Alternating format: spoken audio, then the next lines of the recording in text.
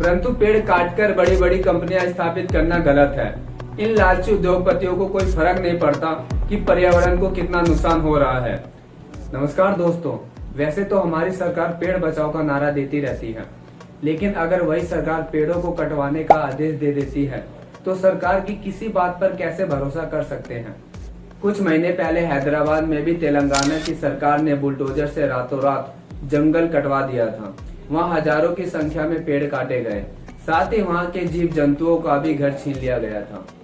ऐसा ही एक मामला सामने आया है जिससे पता चला है कि छत्तीसगढ़ की सरकार ने हसदेव के बाद अब रायगढ़ जिले में कोयला खनन परियोजना के लिए 5000 से भी अधिक पेड़ों को कटवा दिया गया है, क्योंकि कोयला खनन परियोजना 2500 हेक्टेयर से अधिक भूमि की विकसित की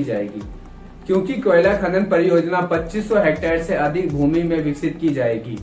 जो कि महाराष्ट्र पावर जनरेशन कंपनी और अडानी समूह द्वारा मिलकर संचालित की जाएगी।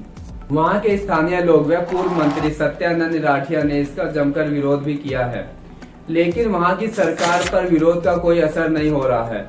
दोस्तों, मानते हैं कि रायगढ़ को औद्योगिक नगरी कहा जाता है, वहां अनेकों कंपनियां स्थापित की गई है, परंतु पेड़ काटकर बड़ी बड़ी कंपनियां स्थापित करना गलत है। इन लालची उद्योगपतियों को कोई फर्क नहीं पड़ता कि पर्यावरण को कितना नुकसान हो रहा है। एक पौधे को पेड़ बनने में सालों लग जाते हैं, फिर उसी पेड़ को झट से काट दिया जाता है।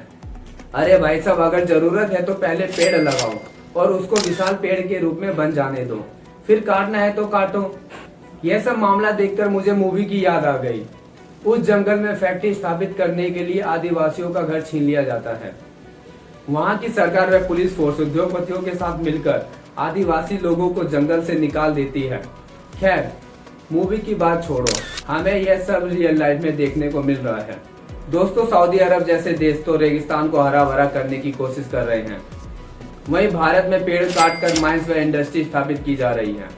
पहले तेलंगाना की सरकार, अब छत्तीसगढ़ की सरकार, धीरे धीरे और भी राज्य कहेंगे हम भी पेड़ काटेंगे, हमें भी इंडस्ट्री एरिया को बढ़ाना है। ऐसे में इसका असर ऑक्सीजन पर तो पड़ेगा ही, साथ ही क्लाइमेट चेंज पर भी देखने को मिलेगा।